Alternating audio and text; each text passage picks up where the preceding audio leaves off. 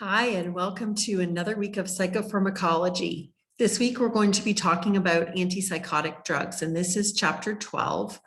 One of the things you'll probably notice is that we're now switching our approach to look at treatment of mental disorders. And so the next couple of chapters we'll be sort of talking about all the medications that might be therapeutically useful for various disorders. And we'll start with the most serious of disorders when we talk about psychosis. So this is what this chapter is about. But I think before we just dive in, it's worthwhile mentioning just the fact that I think increasingly we're getting to the point where we understand that the treatment of mental disorders is like the treatment of all physical and conditions. All illnesses, whether it's an illness with your liver or an illness with your brain, they all require appropriate treatment. And one of the things that is difficult, I think, is really the vast need that we have for appropriate treatment of mental disorders. And when you look at World Health Organization studies, they actually seem to indicate that the United States suffers more greatly from the prevalence of mental disorders. And these can be things ranging from anxiety to mood disorders like major depression or bipolar depression. Impulse control disorders we've already talked about in this course with attention deficit hyperactivity disorder. Substance use disorders we've been talking about throughout the entire course. All of these various disorders are undertreated. We can do a better job. We can do a better job with medication. We can do a better job with psychological treatment. And so the need is great. The need for more research is really significant. And I think we have the skills to move forward to have better treatment. So I hope that these various chapters sort of spur your interest in being part of that solution. Okay, so as I said, we're going to start with some of the most serious mental disorders. But first of all, a definition of a mental disorder. It's a clinically significant behavioral or psychological syndrome or pattern that leads to distress, disability or impaired functioning, or violation of social norms or general dysfunction. So different disorders are going to lead to different needs for treatment. In some cases, it's just the person feeling distress. Throughout this course, we talked a lot about substance abuse disorders, and you probably now recognize that it's not just the individual person that is experiencing distress. It could be the family, it could be society. In many cases, we have not just one thing going wrong. There could be lots of different pieces. So when we talk about in this chapter, we're going to talk about just psychosis, that loss of contact with reality. And sometimes you will see delusions where the person really believes false beliefs, or hallucinations, perceptions that are false, not tied to reality, or a combination of both. And this is not new. If you remember from the chapters on cocaine and amphetamines, you know that very high doses of those stimulants induce psychosis. And so very high doses of cocaine and amphetamines may lead the person to lose touch with reality, or have perceptions that are not quite accurate. The hallucinogens are another great example of that. So in the hallucinogen chapter, we talked about LSD. The person may see something that doesn't exist. It isn't based in reality. So these concepts are not new. When you think about psychosis, it is not just the loss of contact with reality. What is going on in their world is different than what they think they're experiencing. But the thinking and speech can be quite disorganized too. It's central to the mental disorder of schizophrenia, but it can also be seen with depression and bipolar disorder. So it's not just limited to schizophrenia. These are classic symptoms of schizophrenia, but other disorders sometimes have these situations. So I think that you want to think about the big picture of what the person is experiencing, but also think about what it looks like from another person's perspective. So what does the speech look like? Does it make sense? If the speech seems rambling and not tied to the current situation, then you would be considering that person to perhaps have disordered thinking or speech that doesn't match. And the one thing that's true, I think, from my experiences in working with people who have various mental disorders, but I've also worked with patients who have dementia. In all of these cases, it's very distressing for the person, because they sometimes recognize they may have some insight that things are not going well with their thinking. It's distressing for the family members because the person is not thinking clearly, and a lot of times is very upset by that. It's distressing for help, medical providers to help the person. So a lot of pain comes from these conditions, and a lot of times that's why I really think that we need to do a better job with treatment. Okay, so if someone is experiencing psychosis, it's actually only since the 1950s that we've actually had the ability to treat with antipsychotic drugs. So chlorpromazine was the first antipsychotic medication. It was synthesized in 1951. And that was the point where you had a medication that helped calm individuals in mental institutions. Apologizing for my dog, he's having a day. Psychosis, if you think about the mental disorder of schizophrenia, it's actually the rarest of the mental disorders because it's only affecting about 1% of the population. That's still significant, of course, but 1% is far less for schizophrenia than the other mental disorders like major depression, which is almost common. Men have slightly higher rates than women. There are 3 million prescriptions of antipsychotic drugs, and that number is growing because we use antipsychotic drugs now for a lot of different conditions, not just schizophrenia.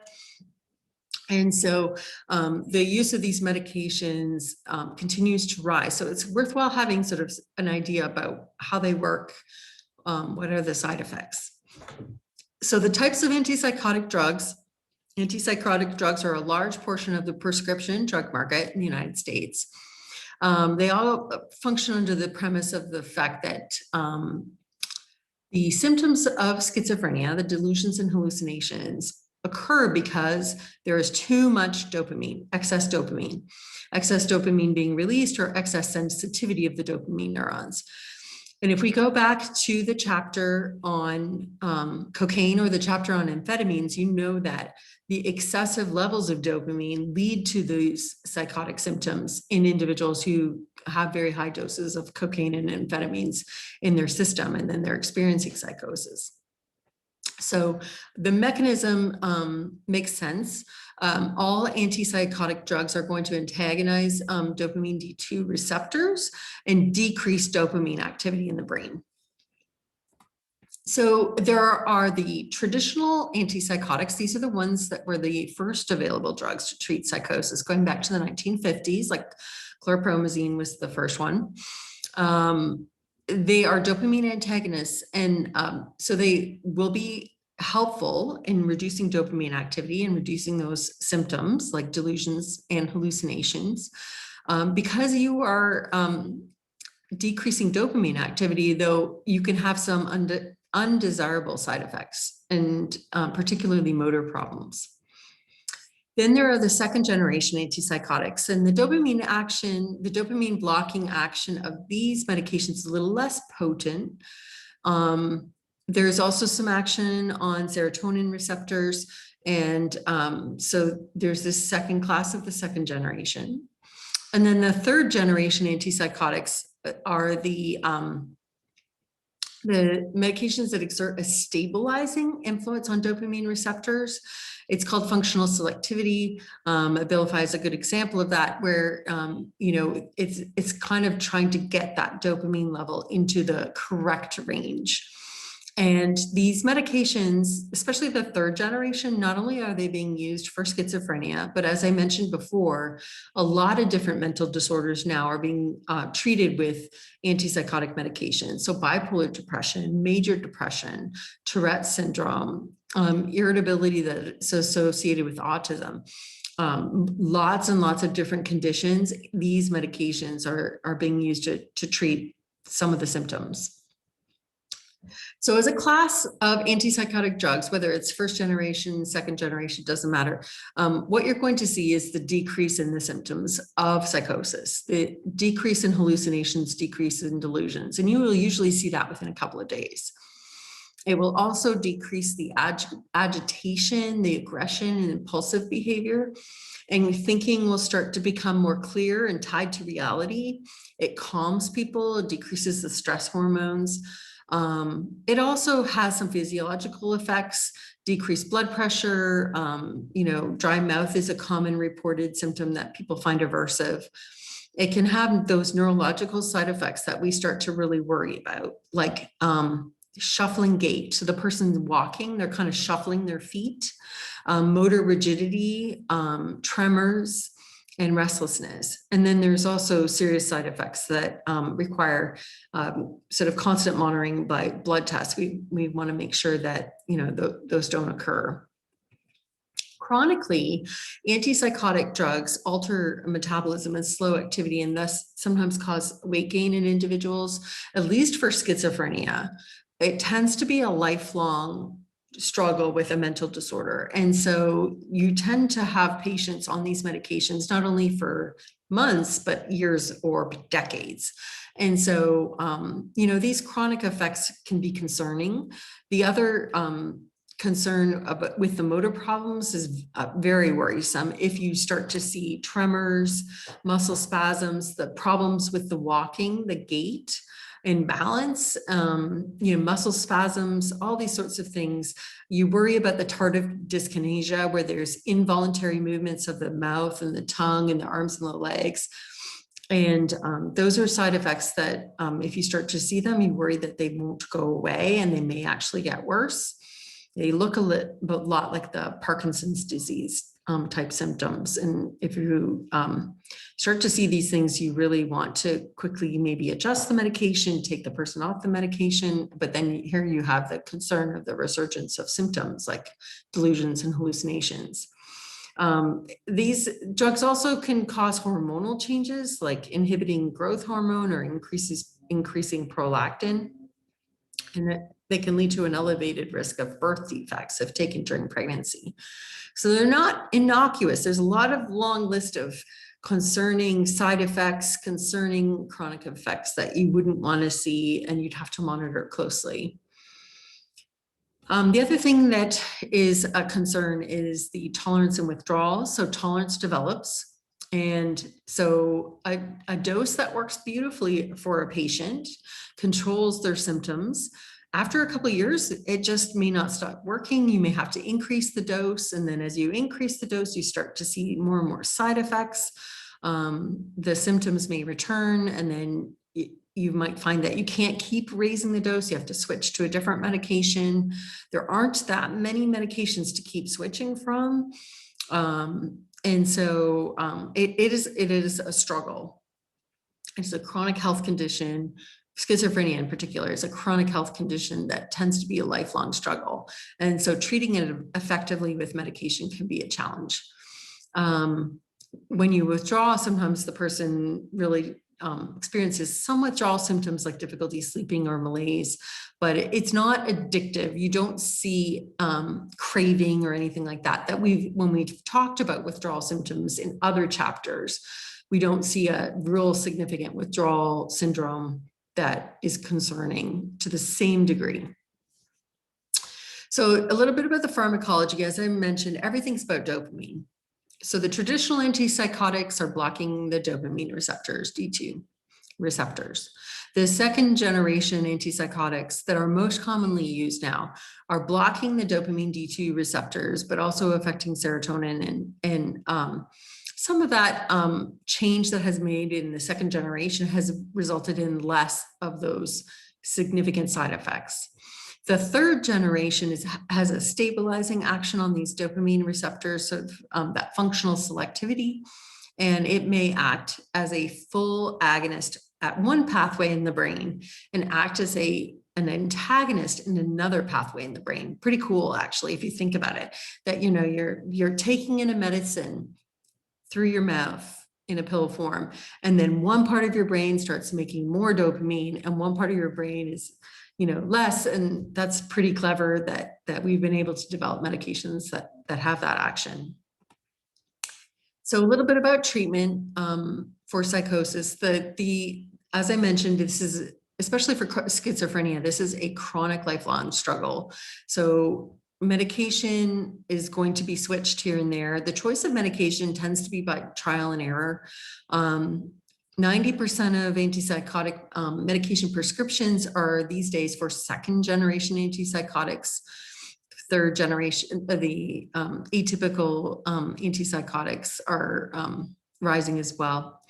Inpatient hospitalization sometimes is necessary when symptoms start to resume. That could be just, basic, you're getting tolerant to the medication. And so suddenly you're having delusions and hallucinations. If you're not in touch with reality, you might need a short hospitalization. Obviously, the goal in all of these cases is to not keep people in hospitals. So outpatient is best, but in some cases you don't have a choice. And so you do need a supportive living environment for individuals. There is a difficulty in making these individuals fully, able to manage everything, because if symptoms start to develop, they're not tightly tied to reality. Someone has to be there to recognize that that's happening and identify that maybe medication needs to be changed and those sorts of things. And of course, symptoms will vary from person to person. So maybe one person is completely fine where another person really does need a supportive living environment. So at the end of this chapter, I just wanted to talk very, very briefly about developing new medications, because I hope I've convinced you throughout the course that I really do think that we need more medications for various disorders, especially substance abuse disorders. We just do not have enough available. You probably recall that we don't really have any FDA-approved medication for any of the stimulants. So someone who struggles with cocaine addiction, there's no FDA-approved medication that's specifically for that condition. But also, given the widespread prevalence of mental disorders in the United States, I think we could have better new treatments. The number of medications available are still fairly narrow. So the other thing I think to point out is that many of our students, their career path takes them into this area. So if this is something that seems interesting to you, you might want to look at, what are the career options if you want to develop new medications. The first thing that I would say is that developing new medications is a tough and slow business. This is not fast. So, it can take a really long time to go from preclinical work, studies in the lab with the chemistry work or the work in animal studies up to the FDA approval. That can take up to 2 decades. I think we've been a little spoiled with COVID because the process of getting the COVID vaccine from clinical trials into people's arms was remarkably fast, but that's not the experience for most medications. So don't take that as this is the norm of how we do things. It actually usually takes an incredibly long period of time. So there's many steps. First of all, we have to identify a drug that might be useful for a particular condition. Bench work needs to determine how it acts in the body. And then we need to do preclinical studies on at least 2 species of animals before you can move into human clinical trials. And once those animal studies for the 2 species are done, you can file an investigational new drug application with the FDA, the Food and Drug Administration. So after you have that IND application, there's 3 phases of clinical trials. The first phase is to establish safety, and it tends to be fairly small in healthy individuals. So it may be as small as 50 healthy volunteers participating in a study. Make sure the drug is safe. There aren't weird side effects like skyrocketing blood pressure or something like that. In phase 2, then you're going to evaluate the effectiveness with a larger sample, maybe anywhere from 50 to 200 people, patients with the target disease. So in this chapter, we're talking about schizophrenia. Phase 1 would be with healthy people who don't have schizophrenia, just to make sure the drug is safe. Phase 2, then you would be recruiting people who do have the mental disorder of schizophrenia to evaluate the effectiveness of a new medication. In phase 3, if phase 2 is successful, then you would move to phase 3, where you would evaluate the effectiveness with a large sample with the target disease, but using lax criteria. So in phase 2, the individuals with schizophrenia are otherwise going to be healthy, pretty healthy. Phase 3, you intentionally want to make your group individuals with schizophrenia, but maybe they also have diabetes, or maybe they have high blood pressure, or maybe they have morbid obesity. You intentionally make the criteria to look more lax so that it looks like more all people. And so once you've moved through those 3 phases, if it looks good in every phase, then the FDA can review and approve a new drug application. And then it can be sold in the market. Now, after you take that drug to the market and you're picking up your medication at the drugstore for this person, the process is not complete. There's actually post-market testing, and that's where they continue to monitor the effectiveness and the side effects with consumers. Because as you can probably tell, you can't pick up on everything, and sometimes it's only once the drug is way being used in the general population that you realize, oh, there's actually some issue with this particular population, or there's some issue with this chronic use over years, or whatever it is. So that after post-market testing is really important. And then a little bit about the distribution and marketing of FDA-approved medications. So the brand name is the commercial name used in advertising, and the generic name is the common name among all drug companies. And the company that does the work, that discovers the drug, has exclusive rights to market the drug for 20 years. And I go into a lot of detail in the chapter about why this is the case, but generally it has to do with the fact that doing this process is incredibly expensive and unlikely to succeed.